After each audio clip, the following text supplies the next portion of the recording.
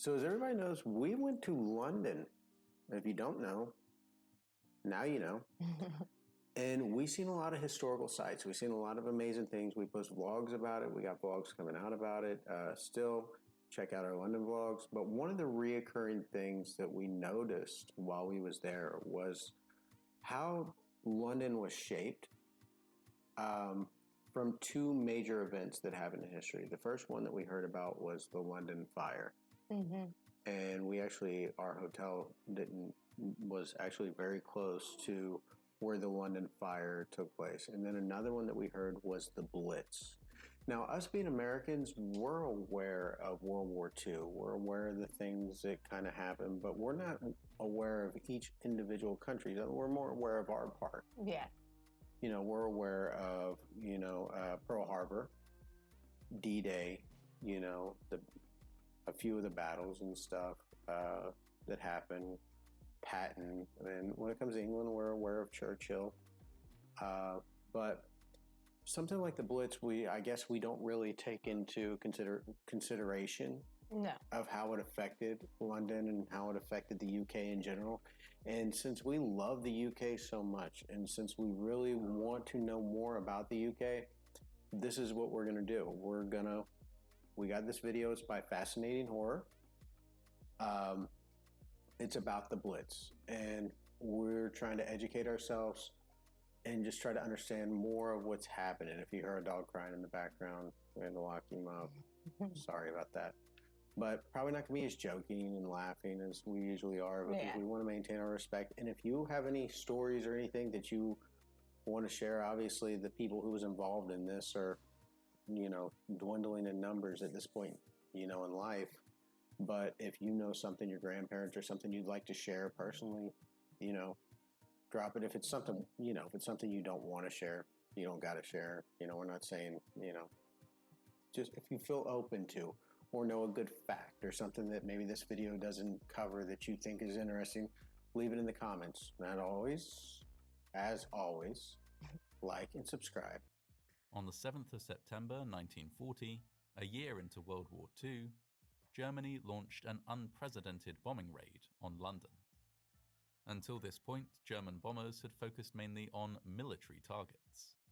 Now they turned their attention to civilian ones, in an attack that killed 450 and injured 3 times that number. Wow. Moreover, this attack marked a drastic change in German tactics. From this day forward, London would be bombed almost every single night for the next 57 nights, in a sustained campaign of destruction that became known as the Blitz. Okay, real quick, I was under the assumption that it was just one bombing. Yeah, me too. I was completely unaware that it was 57 nights of pure. It's amazing anything was left. Yeah, I don't even know how, when they look up and if you watch our video when we went to St. Paul's, like when I initially read some comments, it was like, it's amazing it survived the Blitz. I was thinking it was one bombing. Yeah. I was unaware that it was 57 bombings that it survived. That's mind blowing. In 1940, France surrendered to German invaders. This left Germany, under the command of dictator Adolf Hitler, to focus its attention on Britain. Hitler had a strong desire to carry out a full-scale invasion of Britain, but there was one obstacle that stood in his way: Britain's Air Force. The Royal Air Force, or RAF, was formidable. Though it had far fewer aircraft than the German Luftwaffe, its pilots were highly motivated to defend their country, and were bolstered by volunteers from around. You look at them guys probably the oldest, probably early 20s. Yeah. Maybe mid 20s. And like, you ever see that picture of like people before war and after war? Like just how their face strains and stuff. And it's like, it's amazing what we do in this world to each other. Around the world. Britain's use of the new technology of radar was also much more advanced than Germany's, giving them a significant edge when it came to responding to incoming attacks. On top of this, German attackers had many different objectives: destroying facilities on the ground, engaging in the air, and targeting and blockading ships in the waters around Britain. British fighters, on the other hand, were focused almost entirely on engaging the German threat. This singular purpose, combined with technology like the highly maneuverable Spitfire, allowed Britain's relatively small force to withstand one German attack after another. Germany's superior numbers, however, eventually started to wear down the RAF. Were it not for a chain of events that took place in August 1940, it's likely that Germany would eventually have prevailed. It was late in August when some German bombers accidentally dropped their payloads on civilian areas near London. Up until this point, Germany had aimed mainly for military targets, and so it was a shocking development that they should appear to target civilians. In response, on the 25th of August 1940, Britain bombed Berlin, enraging Hitler to the point that he commanded a change in strategy. German planes would now focus on decimating British cities, London in particular. The British government had long feared that Germany would launch a campaign against the civilian population. Some preparations had already been made. In 1939, thousands of children... So evidently, it was an accidental attack. Yeah. From German aircraft. And the British response was to bomb Berlin. And that just is what... Which would be a natural response. But then he got madder. Yeah. ...had been evacuated from urban areas to the countryside. Shelters had also been distributed to city dwellers. Anderson shelters were buried in back gardens, while Morrison shelters could be installed inside the home. Blackouts had also been enforced in many urban areas to make it difficult for enemy planes to locate their targets. Beyond these preparations, though, life had continued with some semblance of normality. People went to work as normal, gathered in pubs and cinemas, and went about their daily business in cities that were, for the most part, intact. This all changed on the 7th of September 1940. A day that would later become known as Black Saturday. On this day, a massive German raid killed over 450 people and wounded more than 1,500 in London alone. Wow. Shocking and devastating as it was, Black Saturday was just a taste of what was to come. After this date, bombing raids continued almost every night. Population centres such as Liverpool, Bristol, Manchester, Cardiff, Glasgow and Southampton were targeted, but London was subjected to by far the most intense bombing campaign. So that's something I didn't know. Okay, as an American, when I think of the Blitz or when I've heard of the Blitz, you know, I automatically think London. I didn't realize that all these towns were involved too.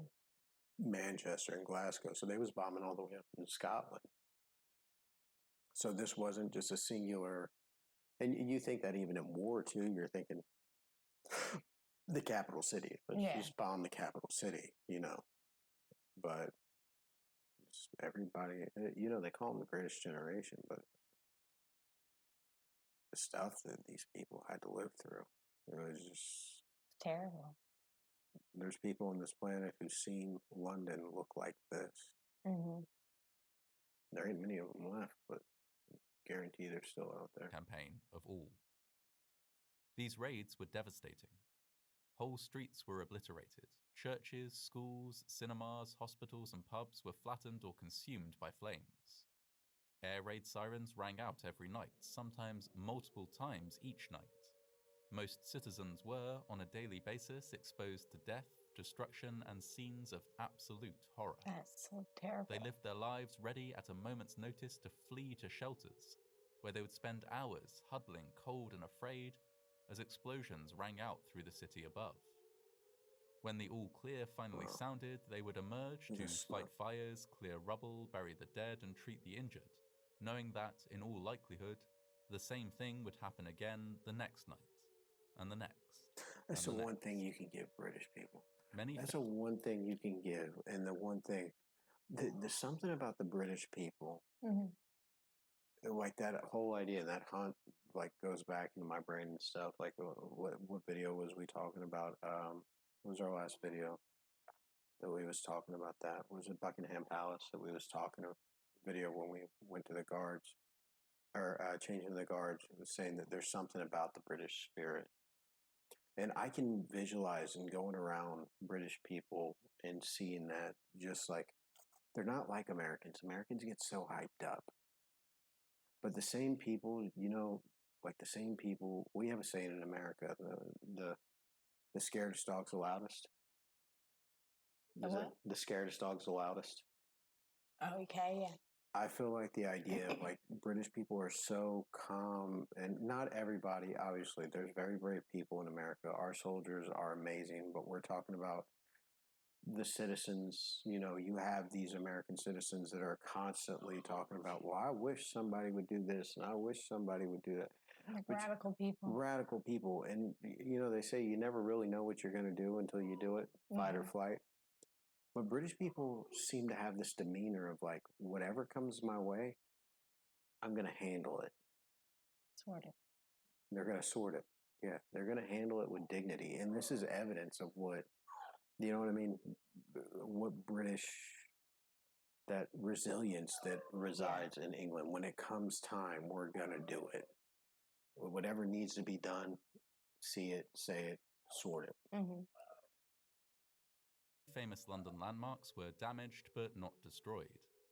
Buckingham Palace, the Imperial War Museum, the Tower of London, the London Zoo, St Paul's Cathedral, and the Houses of Parliament were all hit but survived. In no small part thanks to the heroic work of firefighters in the city. While many famous buildings were saved, thousands of ordinary homes and workplaces were not. The Docklands area of London, home to many working-class families, was particularly badly hit. The nearby docks were a desirable target, and so attracted many bombs. This combined with a shortage of space in shelters and very few resources for rebuilding bomb-damaged areas to make the Docklands one of the places most severely affected. Despite the unending horror of the Blitz, though, life carried on. People went to work and some pubs, theatres and cinemas remained open. People were often pictured carrying on with their day-to-day work despite the devastation around them. That's exactly. There are many examples of people using humour as... That's exactly what I'm talking about. Mm-hmm. Look where that man's delivering milk at. Yeah. There's people putting out fires behind him. And he's got the same look on his face that every British person in London had, like nothing was going on. See, like there's hyped, and then there's like calm all the way through it. And I'm sure that man is scared to death inside. Yeah. But he's still handling what needs to be done. He's not going to let something breaking, something changing. It's amazing. Pictured carrying on with their day-to-day work despite the devastation around them. There are many examples of people using humour as a way of dealing with the horrific conditions of the Blitz. The British humour shining through, huh? In the event of an invasion, we shall close for half an hour. You got to make that money. Yeah. That is really funny, though. Yeah. It's probably that was probably one of their survival techniques, to try to still have some humor. What would it be like? I mean, like you just walk into that cafe. Mm-hmm. You walk out of that cafe not knowing if that cafe is going to be there tomorrow. Yeah. But as long as you're in that cafe and that door is closed and you're just in that bar, you're just in one normal day. Mm-hmm. You just have that one normal moment that everything's fine. There'd be a pub or a cinema or anything. The whole world's melting around you, but just when those doors is closed, it's just a normal day. Yeah. Of the Blitz, and pictures from the time appeared to document a sense of cheerful endurance.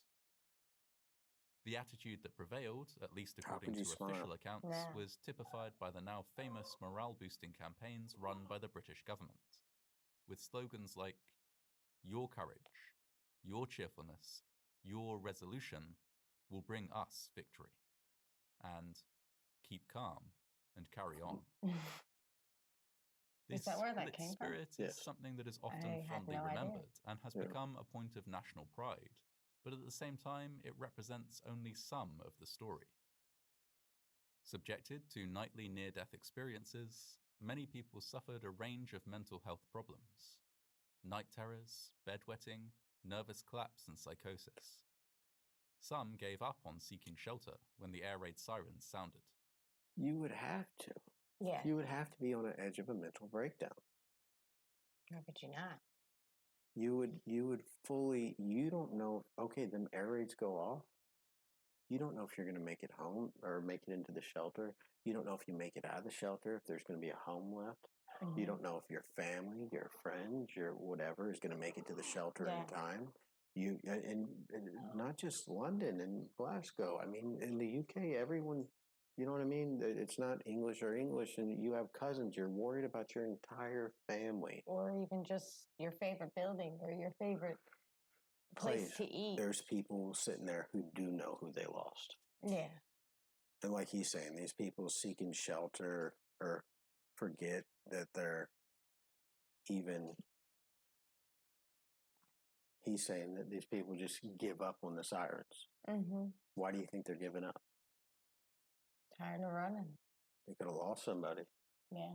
Survival could have been not as important as it was before.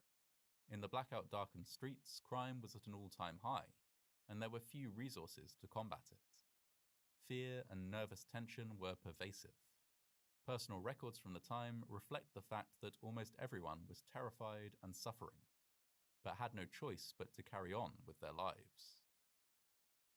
The fact that they did carry on was viewed by the government as evidence of high morale among civilians, and this was used extensively for propaganda purposes. No.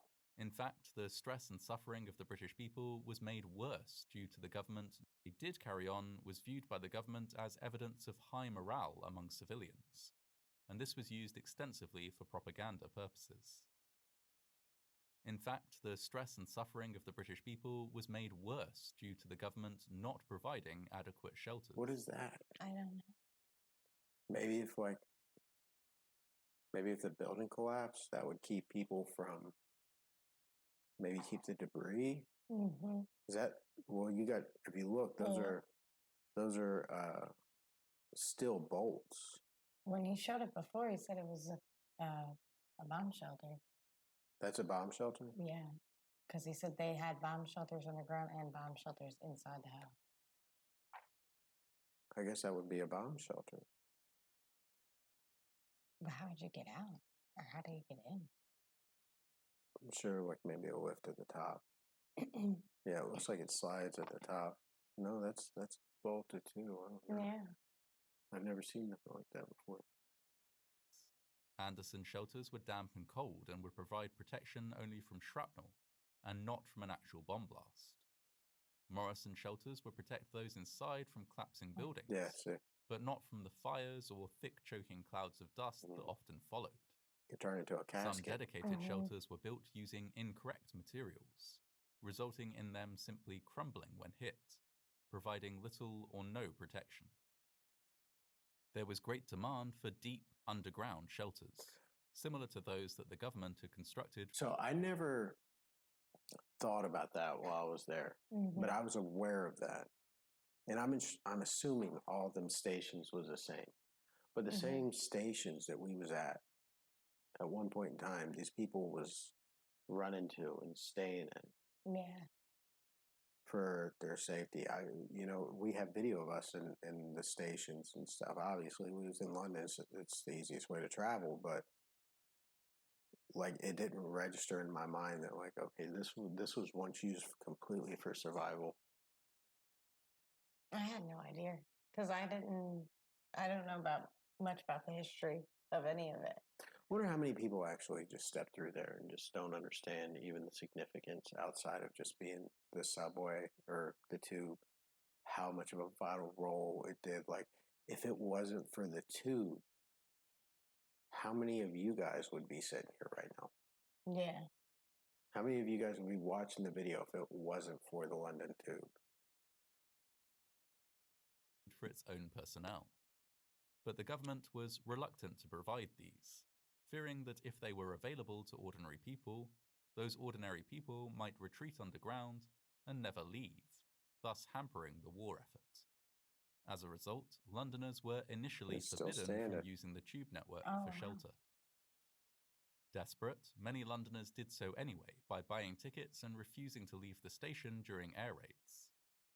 It was only after an escalating series of protests that the government So relented the government didn't and want them in allowed there ordinary first. people to shelter in tube stations deep below ground. These proved popular and were soon fitted with toilets, beds, medical facilities, and more. These shelters, of course, were not without their hazards. Some years later, in 1943, 173 people died in a crush at Bethnal Green underground station, the worst single loss of civilian life during World War II to take place in the UK. Wow. As shelters were developed and people adapted to the hellish uncertainty of life under Blitz conditions, the bombing raids continued up and down the country. London was hammered night after night, while attacks on other cities were more sporadic but were devastating when they came. Man was carrying a bomb. On the 14th of Wow. November 1940, the city of Coventry was devastated by a particularly prolonged raid, which flattened 4,300 homes. That's terrible. The destruction was so comprehensive that some German leaders would thereafter use the word Coventryit or Coventryed as a byword for total destruction. In May of 1941, after an unimaginable period of near-daily raids, the Blitz came to an end, called off by Hitler himself. He now wished to send his forces east to fight the Soviet Union, and could not spare the air power needed to continue the relentless attack. Unbeknownst to him, however, the Blitz that he had overseen had already changed the course of the war, though not in the way he had hoped. Hitler's shift in focus from hitting military targets to hitting population centers had allowed the Royal Air Force a chance to recover, rebuild, and reinforce. Had the Luftwaffe continued to strike military targets, Britain's forces would have been decimated. Wow. As it was, they now stood a fighting chance against the German war machine. The people of London, Liverpool, Manchester, and other British cities who survived the Blitz survived a living nightmare, sometimes with very little protection or support. Their suffering, at least, was not for nothing.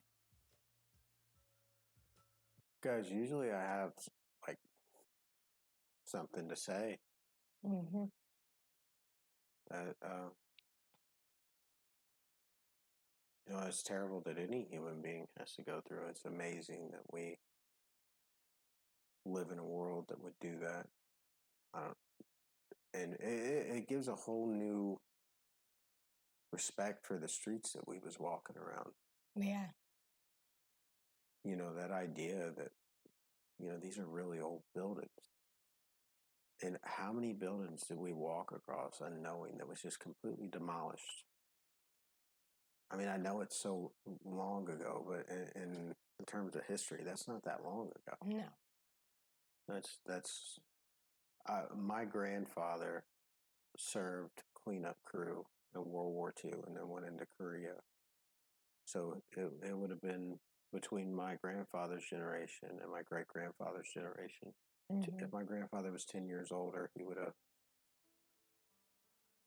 I don't know. And we have this thing in the United States that we, I think we kind of put it all on ourselves. You see, not that, we did play a big part in the war. You can't take that away that we played a big part in the war, but I don't think as Americans we really get to learn how bad Europe suffered, how bad that, the lives of people and not just the soldiers. I got to give it to you guys.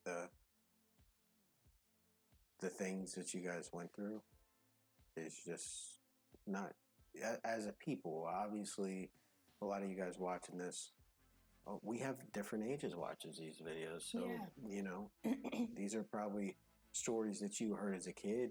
For some of our viewers, it was like us talking about probably a lot earlier than that, maybe talking about 9/11 or something like that, Mhm. you know? I don't know. Even just the mental torture of it all. Yeah, nobody's going to be the same after that. No. You look up and say, okay, it's over. Go back to living normal. And just forget all about it. How do you do that? You can't. I don't know. Do you have any not fun, interesting facts or stories? Like I said, share them down below. Fascinating horror. Check out his channel. He's got he actually has, talking about the tube collapsing, he has a video on the tube collapsing. So that'd be something interesting to watch. But, you know, it's obviously not a great thing to watch, but I appreciate that because we have a big respect for the UK, you know, and when you respect something, you want to learn about it. Yeah. And I learned a lot. Yeah. Because I didn't know half of that went down like that. Yeah. And it's not that we're depressing or anything like that. We just want to learn. We look at so many things as beautiful, and it's good to know the grit and the determination that it took to survive for the things that we're seeing that's beautiful today. And England's absolutely gorgeous, and it's something worth protecting. I'm Rich. And I'm Tiffany. That was the Blitz.